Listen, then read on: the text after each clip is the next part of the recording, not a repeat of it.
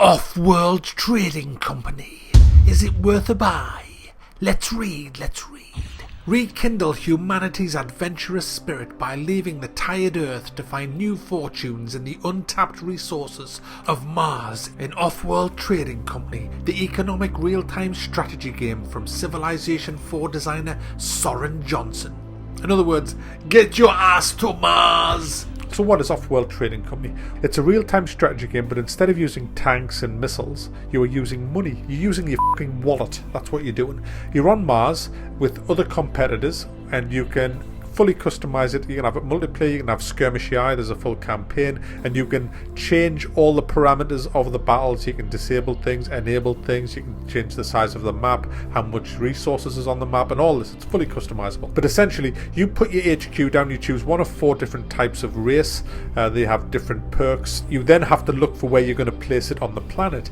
You need to put it near the right resources that you're going to invest in. Once you've plunked your headquarters down, you then have 4 land claims that you can use when you first start the game.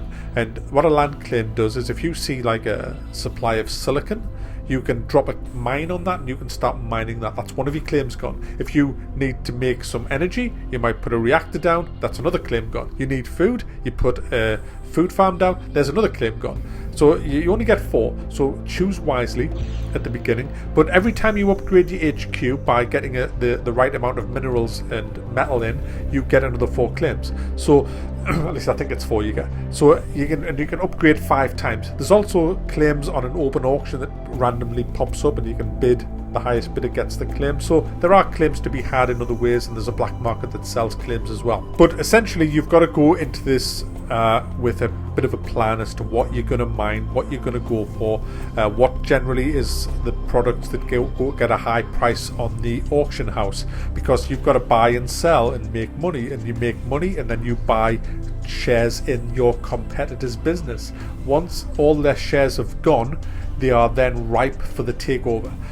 You can see underneath each name there's a row of dots. They represent how many shares are left available in their particular company. Once they run out, then you'll get a value of their company. It might be, say, $600,000, and if you have $600,000, you can buy and you own their whole company. You've got their ass, and you just walk into the office and say, "Hey mate, that's my fucking chair, get the fuck out." You take over the business. You own everything, lock, stock and barrel. If you don't have the 600,000 that you maybe need, you can then sell all your stock. You can just dump your stock at the right price to acquire a shitload of money fast and take over their business. You can also use the black market to sabotage your competitors. If you've noticed on the map, there's little ships flying all over the place. They're ferrying resources from the mines to the HQ. It has to get there somehow. If you don't have your mines connected directly to your HQ, you have to use these blimp ships to ferry it, and you can hire pirates to hijack them and take a percentage of what they're carrying. You can also target their power with Emp Strikes, which will take their power down for, I think it's 120 seconds,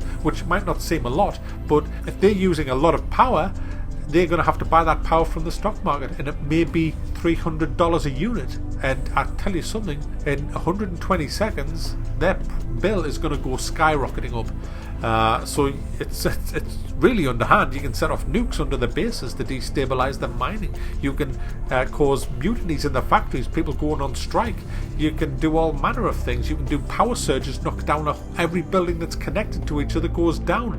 There's some really underhand tactics that can bring share prices down and incur debt to a lot of your competitors. There's also a lot of buildings you can buy that increase productivity as well. They're like researchers and researching units and things like that. And you need to use all these, because if you don't, you're going to get bought out very quickly. And that's the problem with the game. You may be thinking, but that's the object of the game. Yeah, it's also the problem with the game. It's fun doing it, but it's also a big problem with the game. You see, where this game lacks for me is the rover in 30 to 45 minutes. It's like a big land rush at the beginning. Get your stuff, make as much money as you can in like a 20-25 minute spree, then just start buying the out of your competitors' stock, and they'll buy yours as well, and then just buy them out, and then that's it. And you kind of think, oh, but I was enjoying myself making money on the stock market. And you've got to understand that is not what this type of game is. Even the campaign mode's not like that. It's the campaign mode's just like a series of different games, and that's the problem. You see, it's $29.99. It's £30 essentially, and the games are over so fast. There's no save game function either. And I mean, it's early access. It's still being made. But what I would like to see is, yes, leave it as it is now, because that is a nice game mode for a quick game. I'm not saying alter that game mode at all, but can't we have a game mode where the shares in your particular company cost a fucking fortune? I mean, let's be honest, when you take over a company, you take over their assets, all their fixed assets. So if they own a multi-million-pound building, you get that building when you take over the company. It's not like, oh, you just have our products. No. You even get the fucking executive man's chair. You get everything, lock, stock and barrel. So how come when you first start trading, you've got this huge space age HQ on Mars and it's only worth 40 grand or something? I mean, what? I'm sorry. Why not have a game mode where the shares, to buy one stake in a company, costs $1 million or $500,000?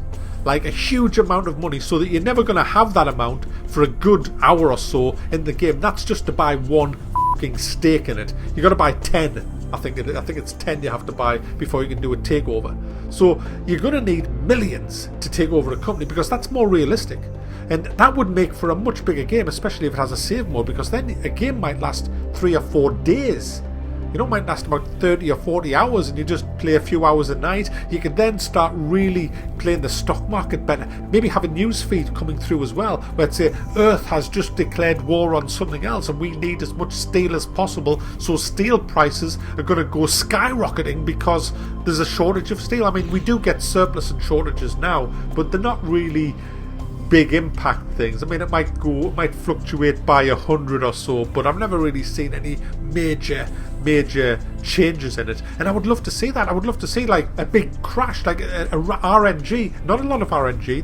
RNG is evil, but a little bit of RNG can be great. I once played a game called High Finance. It was a board game like Monopoly, all about stocks and shares, and on the turn of a card, oil crashes, and every stock that you had in oil you had to hand back. It just crashed the whole market, and you lost millions on the turn of a card. It was fucking annoying, but great, and I would love to see something like that in the game. Let's say you had invested heavily in silicon. You had a silicon mine, and the silicon was pouring in, and you just kind of hung on to it, and silicon prices were rising up and up and up and up, and then all of a sudden a newsfeed came on and says, men have just realised that silicon implanted breasts look fucking awful. They look like fucking footballs. They're not sexy. They look bloody hideous. So all the women are now getting their silicon breasts taken out, and silicon prices are just crashing, and you just lose. That's a terrible. That's not the best. That's not the best analogy, but they don't look very good. Do that? They don't look.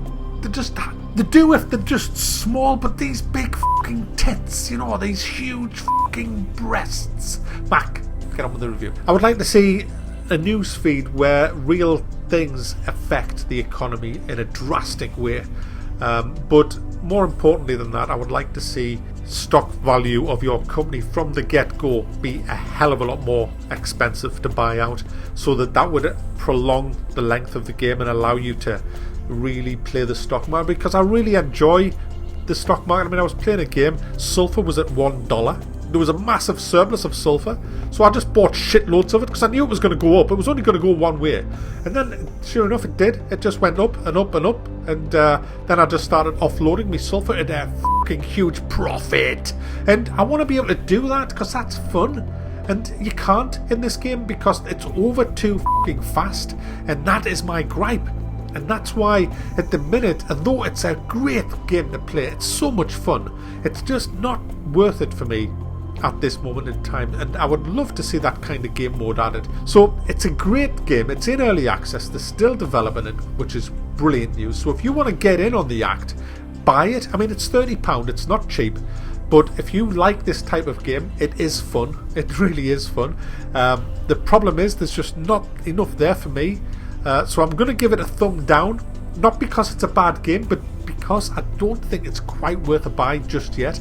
But if they tweak it around a bit, add a bit more, get the save games in, get a game mode which lasts a long time, then absolutely, because it does have the potential of being a fabulous game, and it's so unique. There's nothing quite like this out there, so it's a breath of fresh air from zombie fucking survival games. It really is. It's well put together, well polished, and another thing, get rid of the awful voice. Honestly, it drives me around the twist. the voice. It's like a computer generated voice, but it's awful. It's so bad. Just get a voiceover artist to do it.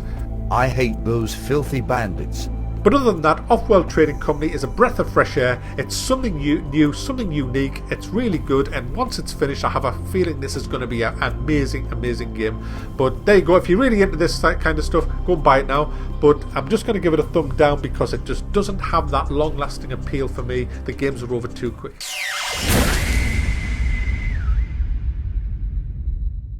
If you would like to see me actually learning to play these games before I do the review, I have over 1,000 videos on my sister channel, which is called Max Corner. It has all sorts of playthroughs of pretty much every type of game that's ever been released. Platformers, horror games, simulators, space games, survival games, you name it, it's on there. It's been going for a couple of years now, and like I say, it has over 1,000 videos. So if you want to go and have a look at what I've got on there, just click the link here.